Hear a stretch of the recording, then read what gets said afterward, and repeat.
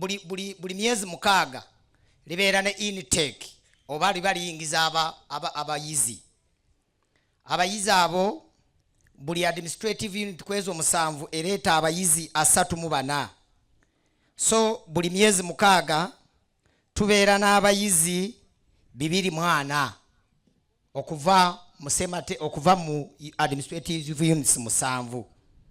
Naye bikyanga litandika twakaweza abayizi betwakafulumya n'abagenda okufuluma bona bali bayizi 924. Era twebaza olwekyo banange banakiyonga tukube mu ngalo.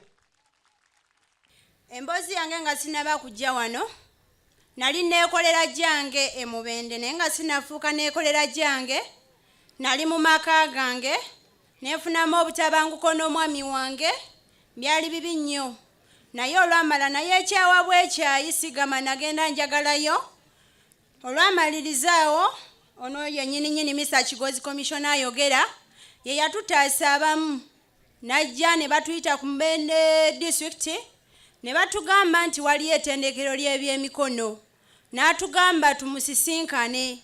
Bwe twamusisinkana ye yennyini ye coordinator waffe yatuleeta n'abeera nga atufollowinga mpaka kati omusajja ono atubeereddewo nnyo naddala ŋŋanze kuba mbanneeko bonna be twali twewandisiza nze navaayo ng'omukyala. Era bwe namaliriza okutuuka wano twasoma bulungi ennaku z'omwezi nga 2 ogw'Ekumi 2023 lwenaku lwe natuuka wano mpaka ng'ennaku z'omwezi 23 omwezi ogw'Okuna ne tumaliriza okusoma ne batugraduating ennaku z'omwezi 23 ezo zennyini nga 25 nga nzizeeyo. Natandika okukola ezo ennaku zennyini 25 ne ntandikisa capital wa $2,000 n'engula eŋŋano n'engula butto natandikira kusiikira mukase piki mwe nasiikira chapati zange nasiika za nusu kakaaga enkeera n'ensiika era kweyo eŋŋano eyali esigaddewo n'olunaku olulala nagenda okulaba ng'eŋŋano eviiriddemu $2.5 ng'era butto nkyalinawo n'amanda ge nalinguzeko kwegyo $2 n'engula paketi endala n'engikola omulundi gumu. Era bwe namalirizaawo buno obudde nkola paketi 3 ez'eŋŋano nzijjamu $800 n'ennyuka ssaawa 4 naye nzuukuka ssaawa 10 nsobodde okolamu ebintu ebyenjawulo mu eyo eŋŋano oba mu eno habu nga nze omuyizi avuddeyo neefuuka superwoman eyali neekolera jange neenyumiriza nnyo mu jjajja Museveni era jjajja nkwebaza mukaaga nja kulabira ddala jjajja era nkunga abakyala bannange nkunga abavubuka bannange kuba emyaka nnyina kati 29 nnyina abaana 2 bavubuka bannange abali eyo tuleme kwekyawa eno Mubende zono hindasyo habu ya bwerere tewali 11 kye nasasula okusula kwa bwerere okusoma kwa bwerere buli kimu kyokwatako kya bwerere ate buli kimu weekiri nayiga ebintu ebyenjawulo nzimbye oveni kati nfulumya keeki ez'emikolo gyonna ntandikira ku $3, $2 kati juzi nakoleyo $5 naye mu kapito omutono gwennyinawo gwentandikisiza n'obwongo naye ng'obwongo mbujje mu jjajja Museveni era bannaye tumwongere akalulu neeyanziza nnyo neeyanzeege mpozi kyensaba okunyambako ebyuma ebikola sibiina wabula nkyakozesa bwongo kuba ebisingako ekisinzifumbira mu ntamu oveni yesi nagizimva naye tennaba kutuuka ku mutindo gwenjagalako nsaba munyongere neme kudda mu nnaku gye navaamu jjajja oye jjajja oye jjajja oye kubanga nze nga sinaba kutegeera na kujja wano nze nali neekyawanga neevaako nga buli muntu agamba mumutwale wa mama w'omuto mumutwale wa taata w'omuto sister wange ne bamumpa n'abeera nange naŋŋamba jja tugende osome wa muzeeyi ayina ki essomero ne mugamba nze wa muzeeyi sigenda naŋŋamba jja tugende ne mugamba ŋŋenda kusoma naye sigenda kumalayo bbanga ddene omwezi gutya omwezi gumu nenzijja nensoma nagenda olaba tebali buzibu nentandika okusoma we naweza emyezi 6 nga ntaddeyo obwongo nafuna batugamba tugenda kugenda nefuna mukwano gwange nemusaba enamba ya mukulu we kubanga yali mubazzi n'agimpa omulimu nagusabira wano ku habu naye nga gwe ngusaba ali Kampala naŋŋamba omanye okubajja ne mugamba mmanye okubajja nampa omulimu naŋŋamba kyokoze kye ŋŋenda okusasula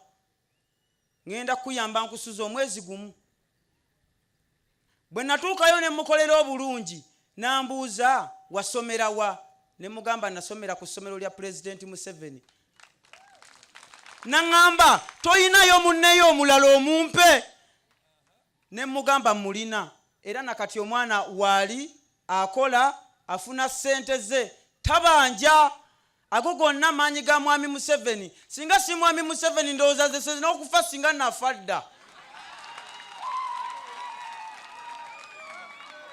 essaawa zino nina ebbajiro lyenkolako byensobodde okukolawo essaawa zino nze muzeeyi wange yali munaku naye kati mugulidde n'ente era emyezi nga3 mu maaso agenda kutandika okunywa amata namugamba taata sagala obonebone nga nasoma ewa muzeeyi bwankubira essimu naŋŋamba loni njagala kulya ku nnyama nga mugamba genda ogirye kuba wendi nasoma era mbadde mbasaba muzeeyi tava ku maini asigaleko ffe weetuli muzeeyi tugenda kukulonda tukwesiga oyambe abaana abalala kuba gye bali nange ŋŋenda kukola ebbajjiro mu maaso awo singa n'abandikoze muzeeyi siina kye nnyinza kusasula wabula bwe naayambayo omwana omulala omu ne mugamba naawe jangu osomere obwerere ku bbajjiro lya loni nja kuba nsobodde okusasula muzeeyi.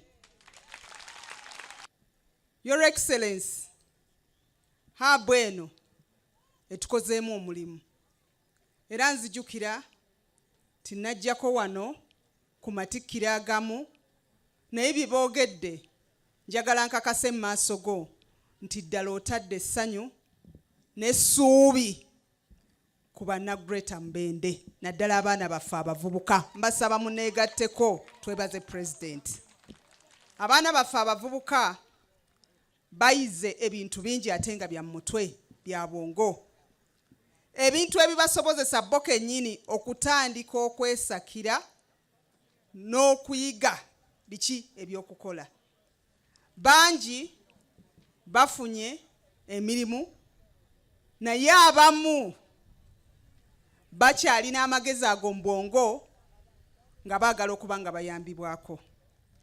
Twebaza Director ne Madam Controller olw'okuba already babakozeemu omulimu ogwa SACCOs era nga SACCOs ezo tukimanyi nti bwe zinaaba ziteereddwamu obuyambi zijja kubayambako okuba nabo abalina emirimu gye batandiseewo mu bitundu byabwe naye ate bajja kufuna n'abantu be bayigiriza oba oliawo be bakozesa ekigenda okwongera okuleeta emirimu mu kitundu kyaffe. Ekintu kino nkakasa nti kimazeewo abantu abataayaaya naddala abavubuka. Muwulidde nti abavubuka bangi babadde ku street bataayaaya anoonya kyakola aweddemu essuubi bakukanyuga woono naye n'akwebalama ne bakukanyuga ewooli n'akwesulubabba naye olwa habu eno tulaba nga essanyu n'obujja bukomyewo mu bantu baffe n'olwekyo twebaza Pulezidenti Museveni olwekyo kyatukoledde. In 1996 manifesto, mu manifesto yaffe ya 1996 we proposed to introduce free education in primary schools, and later on we extended it to free education in secondary schools.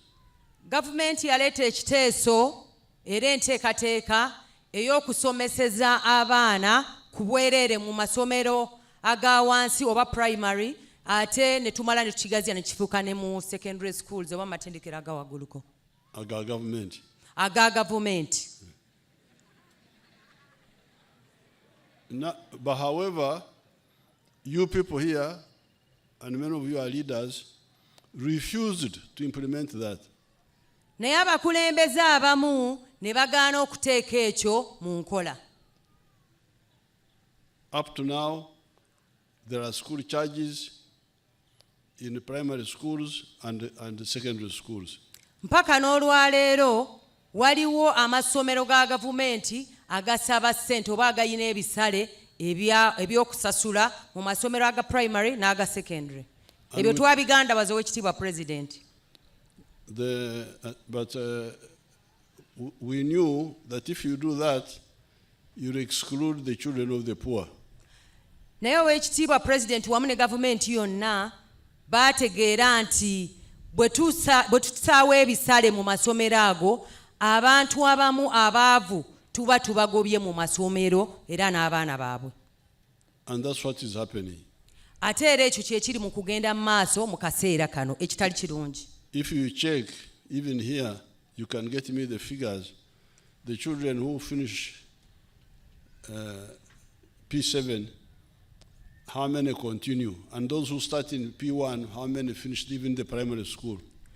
Era ne wano mu Mubende bwe tukebera tujja kusanga nti abaana bangi batandika mu primary 1 naye tugenda okumalako primary 7 ng'abaana batono ddala bakendedde. And the ones from primary to secondary.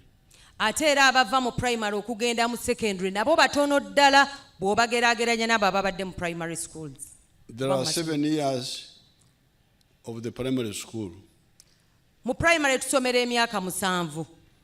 And there are 6 years of the secondary schools.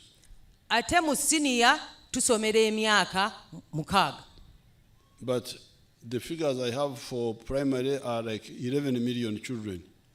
Naye abaana abali mu primary Oweekitiibwa President ennamba gy'alina balinga miliyoni 11. The ones in the secondary schools are 2 million. Abali mu secondary school bali miliyoni 2 zokka. And yet the years are almost the same. Ate ng'emyaka gyenkanankana giri 7 gino giri 6. So what happened to the 9 million? Kati ki ekituukawo ku miliyoni omwenda ezo balagawa? So that means the other refusal to implement UPE and USE mukonesa abaana bamwe. Ekyo kitegeeza nti ffe okugaana abaana nga butateeka mu nkola ekyo President kye yateekateeka ekyobutasasuza school fees, tubagaana okumalayo okusoma ne tubakonya. Now, so because sometimes we use force, as you know, NRM can use force. President agambye oluusi twetaagisa okuteekamu amaanyi ne tukozesa ekifuba. Gavumenti yaffe oluusi ekozesaamu ekifuba ku lw'obulungi bwaffe. But we don't have to use force all the time. Naye tetuteekeddwa kukozesa maanyi oba kifuba buli kaseera. So that's why I said, kanzireyo luweero. Yensonga lwaki Oweekitiibwa ekyakyogedde mu Luganda ne mukiwulira. That is why he decided to go back to Luweero. Yensonga lwaki Oweekitiibwa President agambye mbu yasalawo adde Luweero oba tuddemu tulwane. Si kulwana naye njagala kuswaza sitaani. Naye nga si kulwana okw'ebikonde wabula okuswaza sitaani. So that's why I said, okay, let me start a really free training center with the government. Era yensonga lwaki yasalawo okuteekawo free oba government program ngeno eya zono gye tulina nga ya bwereere tewali kusasula yadde 10. And then show that we can really, you can hear the testimonies of these children. Era muwulidde obujulizi abaana ababadde wano bwe bawadde. People who introduce school charges in government schools may not go to heaven. N'olwekyo Oweekitiibwa President agambye nti abantu abateeka ebisale mu masomero ga gavumenti bayinza obutagenda mu ggulu. Ndina okweraliikirira. Ye alina okweraliikirira eri abo. He's worried that those people will not go to heaven. Kubanga bw'owulira abaana nga bano abanaku nga bano, when you hear these children who are desperate, Oweekitiibwa Pulezidenti agambye bw'olaba abaana abayagga nga bano abanaku nga bayambiddwa wano mu haabu, kitegeeza ebisale oba olyawo bye byabajja eri. so you can imagine how many others are like these ones, they're outside. Era agambye oyinza okusanga waliyo bangi nnyo abalinga bano ababadde wano abawadde obujulizi nga bali eyo ebweru naye nga tebasoma. So I want you to use this. You go back and discuss among yourselves that we all agree that we provide free education in the government schools. Era bannaaye bakulembeze bannange nammwe mwenna abali wano bwe tuddayo twegeyeemu tulabikire ddala nti tutuukirize ekyo ekyokubeera n'okusoma okw'obwereere mu masomero ga gavumenti. So that I don't have to push, to struggle to implement what will save these children. Oweekitiibwa Pulezidenti aleme kulwana nnyo okulaba nti akyusa embeera z'abaana abo be tuba tulemesezza okusoma. Yet my effort here is more expensive than what you can implement if you agree. Ate nga enteekateeka eno ya bbeeyi nnyo bw'ogigeraageranya n'okusoma eri mu masomero gaffe ku bwereere singa tubanga tukigoberedde bulungi. Because here I have got a few training centers in the country. Kubanga amatendekero nga gano matono nnyo mu ggwanga lyonna bw'okitunuulira. And you can hear the districts, 5 districts are sharing one center here. Kubanga owulira tulina districts 5 namba zezirina okukozesa ettendekero lino ate nga tulina amasomero gali ag'emitendera giri ge twogeddeko mangi. And the children are coming from far. Era n'abaana abamu bava wala bw'otunuulira abava mu districts ez'enjawulo. So I need to accommodate them. So Oweekitiibwa Pulezidenti alina okuba wano ebisulo and feed them ate n'abaliisa and all that. n'ebirala bingi nga bw'akoze wano. Because I have shown you that it is possible to teach children for free, but now this is a more expensive experiment than the other one. Kubanga ekyokusomeseza abaana ku bwereere yakituwa era asigadde atukubiriza abaana baffe tubateekeyo basome naye ffe oluusi tugayaala. Katuwano, this is just an experiment which proves that it can be done. Naye kati wano atulaze nti kisoboka ne tusomesa abaana baffe ne bafuuka ab'omugaso okusinziira ku bavuddeyo wano ne batuwa obujulizi. Although the model is more expensive than what, if they agree to implement, the other one is much cheaper. Naye ekimuluma nti kino akanyigo nga bwe mukamanyi kabbeeyi nnyo kitwala ssente nnyingi okusinga singa tusigadde tusoma mu ziri enteekateeka zaffe eza primary ne secondary ya gavumenti ku bwereere. But in the meantime, I will add more courses here, as you are proposing. Ekyo bakiwulidde sinaba nakivvuunula. Muddemu mukikubire mu ngalo Pulezidenti agambye nti agenda twongerawo courses endala wano. All those, the plumbing, omuli okukola eby'amazzi, motor mechanics, obwamakanika wano, the one of weaving and knitting. Okutungisa wuzi. Mukutegedde okutunga kuno okwedda okwa wuzi. Nako kugenda kubeera wano nga batunga amasweta n'ebintu ebirala ebyenjawulo. And weaving textiles. Era n'okutunga engoye kwennyini kubeerewo wano abaana baffe bayige engoye zino zonna zitwambadde zibeere nga zitungibwa bo. Because now these children are making shoes for us. Kubanga tubalabyeko abaana wano bamaliriza era ne batukolera n'engatto. We were kusaka shoes from China. Can you imagine? Engatto tubadde nga tuzijja China. Chairs from Dubai, a desert, selling chairs to Uganda of the forest. Entebe ne tubeera nga tuzijja eri mu Buwarabu gye batalina na miti nga ffe ewatatonya nkuba. So we are now going to add those skills. So tugenda kwongerako obumanyirivu obwo tuleme kujja bintu eri mu ddungu nga tubireeta wano. And as your spokesman said, we are now starting the circles at the district so that the graduates here have money where to borrow from at the district. Oweekitiibwa Pulezidenti akkaatirizza kiri eky'amaddamu balo ekyo kye baatandikawo Pulezidenti ng'alagidde ekyokukola circles abaana baffe babadde bamaliriza nga tebalina we bajja kapita atandika nga bwe muwulidde naye bagenda kubateerawo SACCOs mu bitundu ebyenjawulo nga bwe bamaliriza balina we bajja akasente akatandikirwako okukola bye baba bayize kube mu ngalo nnyo nnyo nnyo taata tweyanze Oweekitiibwa President. Now the other issue of the land issue, we are going to talk with them at the leaders meeting. Ensonga z'ettaka N'ebirala.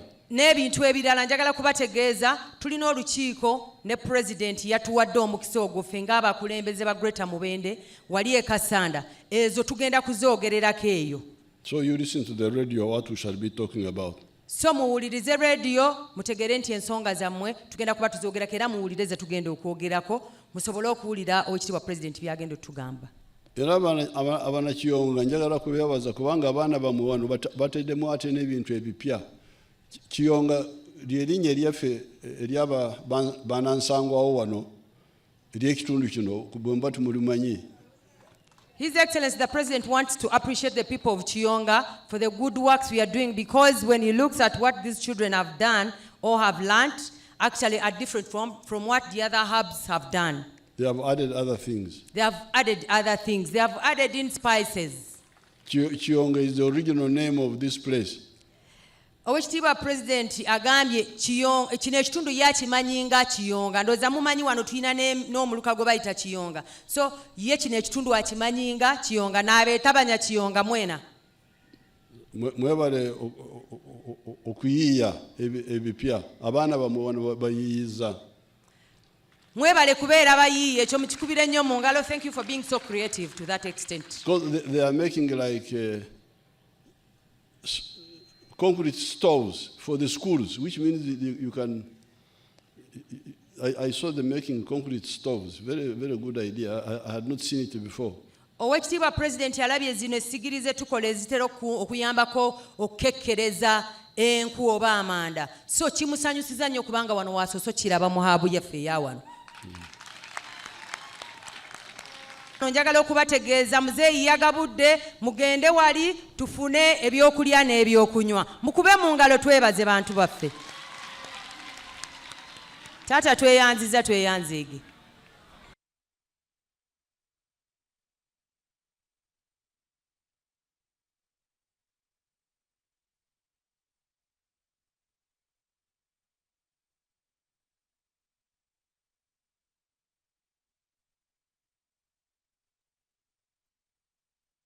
President Munga. President n'abuuza ekibuuzo. Siga ensigo ya miliyoni ya ssente buli munda Uganda. Parish model. Mukyongere mwengalo. Wetwogerera wano nga President abakyala tukube mu ngalo. Olwa nodde Kampala Nove Kampala, nodda Masaka, nove Masaka, nodde Mbalala. Mukiddisemu amaanyi. Bwe tubagamba nti General Yoweri Kaguta Museveni abeewo.